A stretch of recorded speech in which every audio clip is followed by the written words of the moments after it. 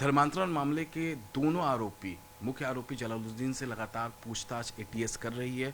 हमारे साथ इस बाबत बातचीत करने के लिए अमिताभ यश सर मौजूद हैं, एसटीएफ चीफ और ADG law and order Uttar Pradesh police. Sir, लगातार जलालुद्दीन और जो उसकी दूसरी सहयोगी है नीतू उर्फ नसरीन, दोनों से पूछताछ लगातार चल रही है।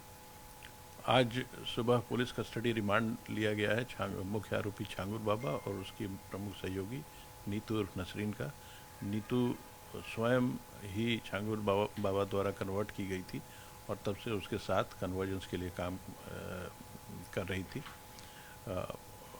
ये उम्मीद है कि इन इंट्रोगेशन से अगले 7 दिनों में एटीएस इस पूरे नेटवर्क को, इनके फाइनेंशियल लिंकेजेस को, इनके द्वारा किन किन क्षेत्रों में प्रॉपर्टी एक्वायर किया गया है तथा कितने लोगों को कन्वर्ट किया गया है, ये सब जानकारियां प्राप्त कर सकेगी और आगे इन्वेस्टिगेशन बढ़ाकर और अन्य अभियुक्तों के बारे में साक्ष्य संकलन कर सकेगी। जो भी ऐसे प्रॉपर्टीज़ पाए जाएंगे जो इलीगली ऑक्यूपाई किए गए हैं अथवा इलीगली बिल्ड किए गए हैं अथवा इलीगल मनी से एक्वायर किए गए हैं, उन सभी को कॉन्फिस्केट किया जाएगा या डिमोलिश किया जाएगा।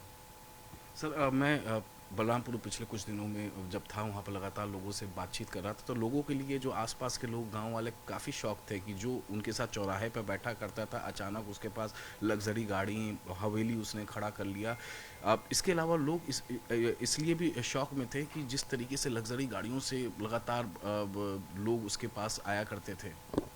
जिस तरह का इन्फ्लुएंस इस व्यक्ति ने क्रिएट कर लिया था और जिस प्रकार का धन इसके पास उपलब्ध था, तो ये कोई आश्चर्य की बात नहीं है कि लग्जरी व्हीकल्स का, बड़ी बड़ी बिल्डिंग्स का, प्रॉपर्टीज़ का इस्तेमाल एक माहौल बनाने के लिए किया जा रहा था, जिसके मदद से कन्वर्जेंस किए जाते थे।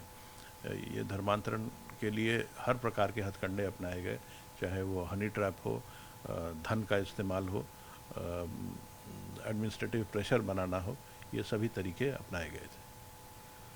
सर, जब मैं वहाँ लोगों से बातचीत कर रहा था बलरामपुर में, उसके गांव में, तो कुछ लोग तो हमको ऐसे भी मिले जो ये कह रहे थे कि रेट कार्ड जो लगातार टीवी चैनलों में दिखाया जा रहा है, 15 लाख 16 लाख हायर अगर कास्ट से हैं तो SC ST के लिए 7 से 8 लाख, लेकिन हनी ट्रैप भी ये इस्तेमाल करता था, हनी ट्रैप भी करता था ये। हनी ट्रैप का भी इस्तेमाल हुआ है और इसके एजेंट्स ने लोगों को प्रेम जाल में फंसाकर उनको कन्वर्जेंस के लिए प्रेशर बनाया। आखिरी सवाल ले लेता हूँ सर आपसे।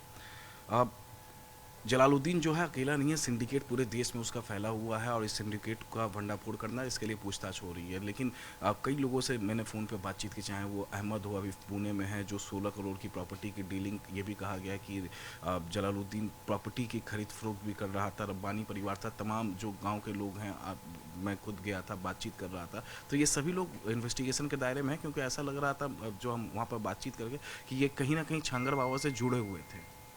जो भी लिंक्स छांगुर बाबा के पाए जाएंगे जो इस इलीगल एक्टिविटीज़ में शामिल थे, उन सभी के विरुद्ध कार्रवाई की जाएगी।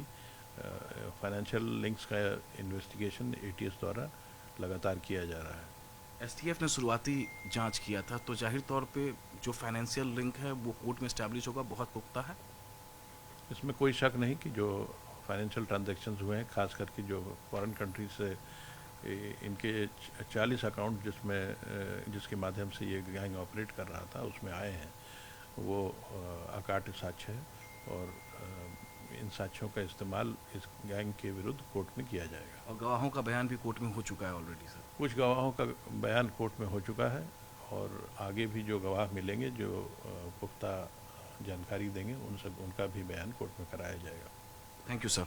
तो ये थे अमिताभ यश, एडीजी लॉ एंड ऑर्डर और STF चीफ। इनका साफ साफ ये कहना है कि आरोपी जलालुद्दीन का किसी भी तरीके से बचना मुश्किल है, क्योंकि उसके खिलाफ पुख्ता सबूत है और यहाँ तक कि जो गवाह हैं उनके कोर्ट में बयान हो चुके हैं। वीडियो जर्नलिस्ट कमलेश के साथ अमित कुमार सिंह, न्यूज़ 18 इंडिया।